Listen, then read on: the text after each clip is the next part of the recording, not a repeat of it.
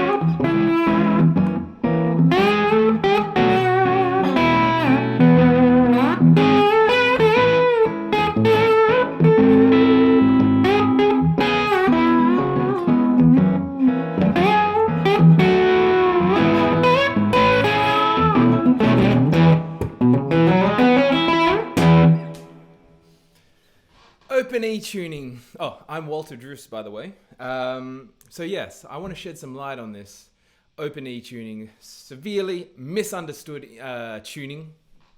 Past the fact that yes, you can play bar chords, major bar chords, with one finger. So I find it it's my favorite tuning to play the guitar in now, and it is a very versatile tuning once you get to know it. So, I want to create some content that I think I would have appreciated to have had when I first started looking into this tuning.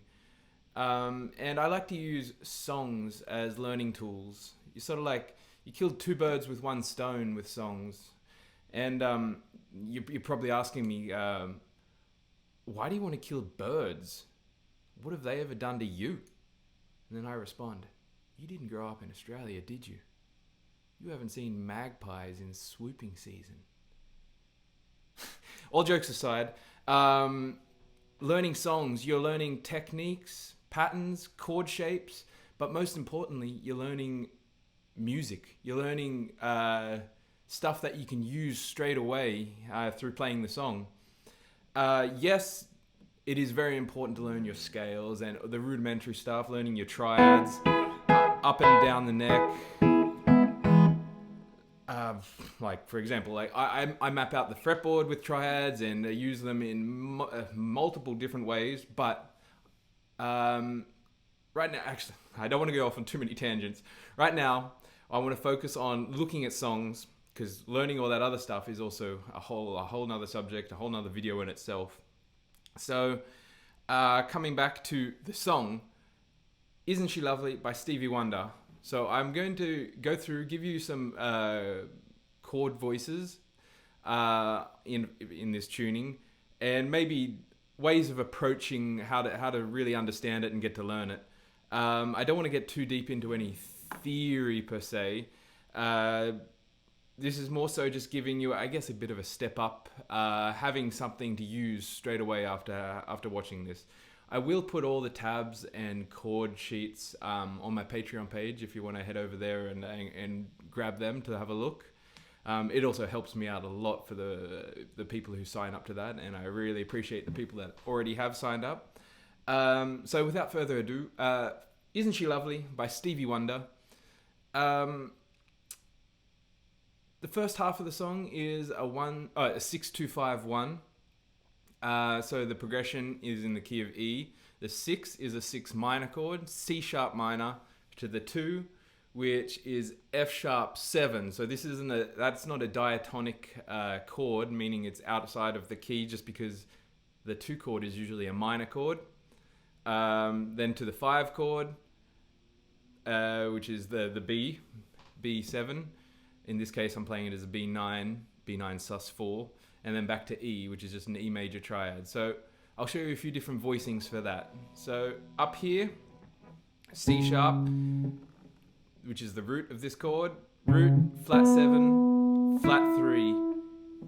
And I also want to stop you there. This isn't necessarily just for the slide guitarist. I like to think of what I'm showing you right now is like 3-finger chords for the pinky slide guitarist, but realistically, even if you're compromising yourself like myself and always wearing a slide, you should be seeing the bigger picture, trying to see the chord itself. And if you're just curious about learning open E, this is also for you as well, because you're less of a compromise, really. So what I'm saying is, when we do learn chords, it's a good idea to sit down and take the time to learn all the chord tones in that area of the neck. That way, if you are just playing a 3-note variation of this chord, you have different options depending on what fingers you use, or depending on what the music calls for.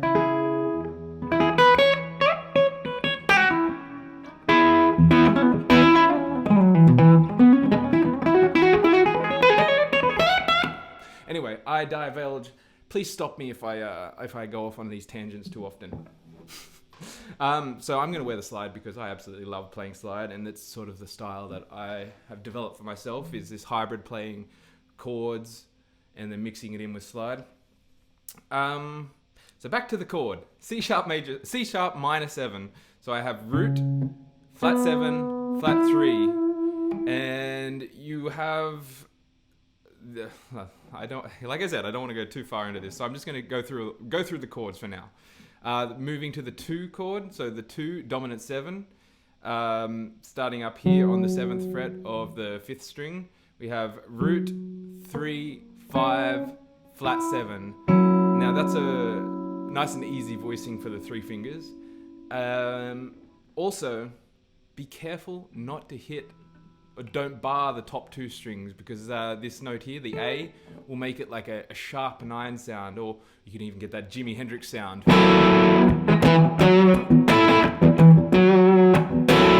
I told you to stop me if I go off on these tangents, okay?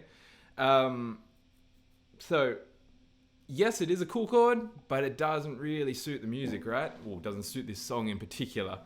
That being said, the melody does go there, but very briefly, so you don't want to be sitting on that.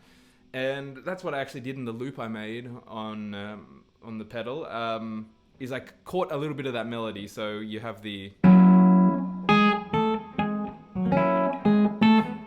And just another side note is octaves are a cool thing with open E tuning. They're quite easy, and they can be done with one finger. One finger over here.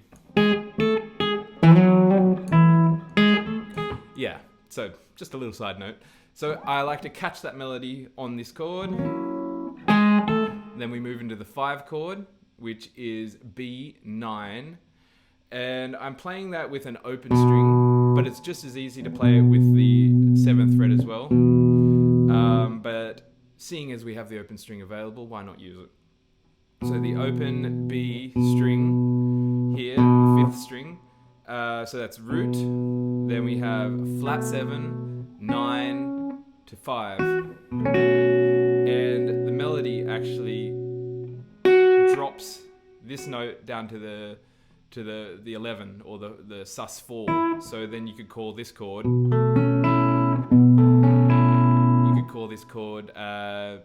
B9 sus4, or you could just think of it as A on B, or B11. They're all synonyms. Though, we're not getting too theoretical here. To an E triad. Now this triad, I'm just playing it as 3rd degree, 5th degree, then root. But you can also, being an open E tuning, play the chord open. But I'm trying to avoid that in this lesson. So you can also play just 3rd degree, 5th degree, and then have the rest open strings. That way you can create a little bit of effect with the notes that you're playing, and it's not just open strings.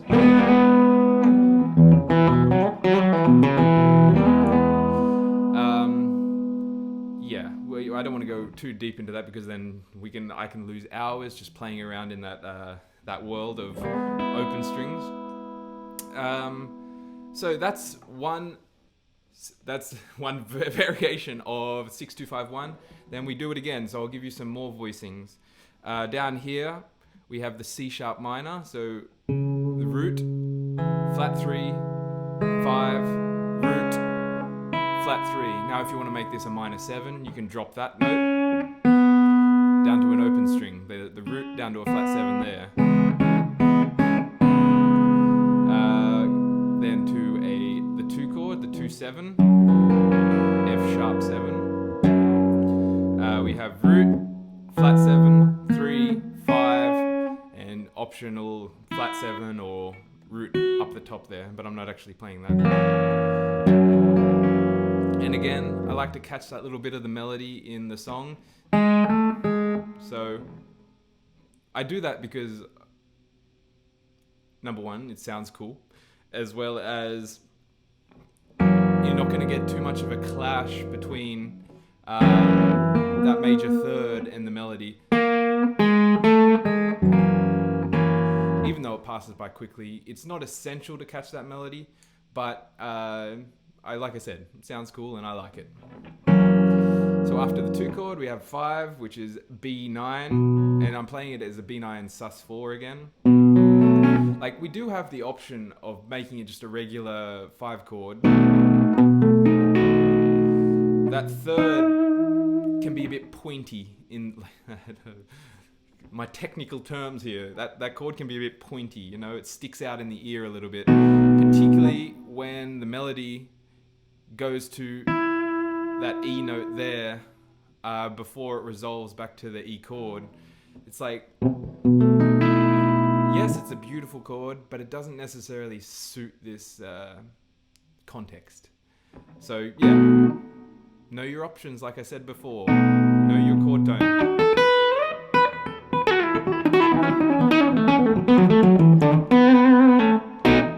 So yeah, tangent galore. So coming back to what I was talking about before, was this B9 sus4. So here we have root, 5th, flat 7, then we have the 9 here and the 4 or the 11,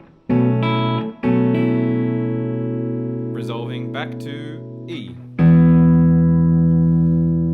Now, leading into the second half of the song, we're heading to the 4 chord.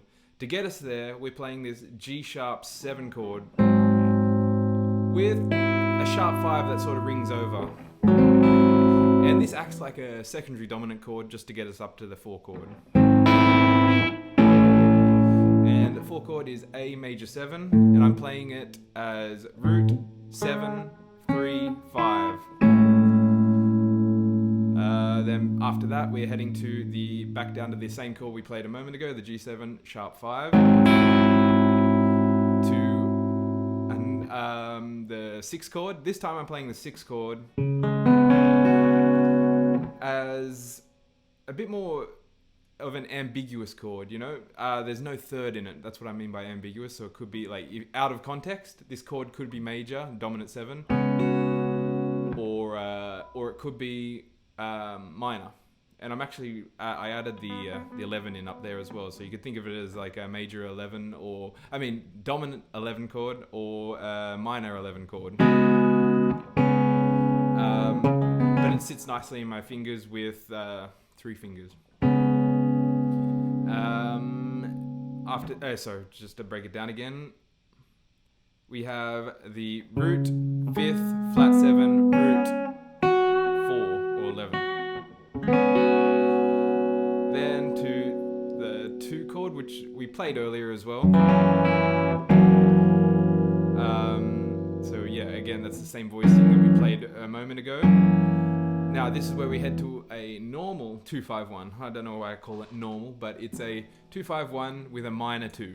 And I'm playing it as a minor 7. So we have root, flat 3, and then the flat 7 up on top. And what I like to do here, even though I don't think it happens in the original song, I like to walk this 2 chord up to the 5 chord, keeping that E note ringing on top. It sort of acts like a glue, and I'm not necessarily thinking Oh, no, I won't go too deep into that. So, yeah, so I walk it up. So you can think of this as F, or this is F sharp minor 7. Take both of these two notes up the major scale. Keep that E on top. You can think of this as E on G sharp, or G sharp minor 7 sharp 5. Anyway, not too much theory. Then up to the 4, which is A. Then we're going to head to B11 or B9 sus4 to an open string. Open E.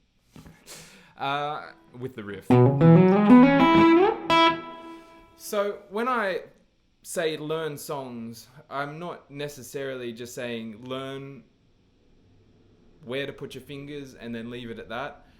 Learning songs is really learn the chords, learn the progression, understand what the progression is, like the functional harmony of each chord in the progression.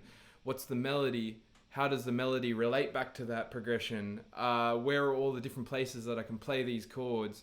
And this all takes a lot of time, but you got to start somewhere, right? So this is, I guess, a good starting point. I'm giving you some voicings to really play around with. Like I said, head to my Patreon page if you want to get the tabs to make it a little bit easier for yourself, or just to support me. And learn the chords, learn the melody, play it through a loop station, and that is that's a big practice tool in itself. It's just you're really working on rhythm with loop stations, and your ability to grab the chords within the groove of the song. Yeah, play the melody over that. Have fun playing around with it. You know, it's meant to be fun, right? So I hope this helps a bit. I plan to do more of these song breakdowns in open E, and we'll see where it goes from here.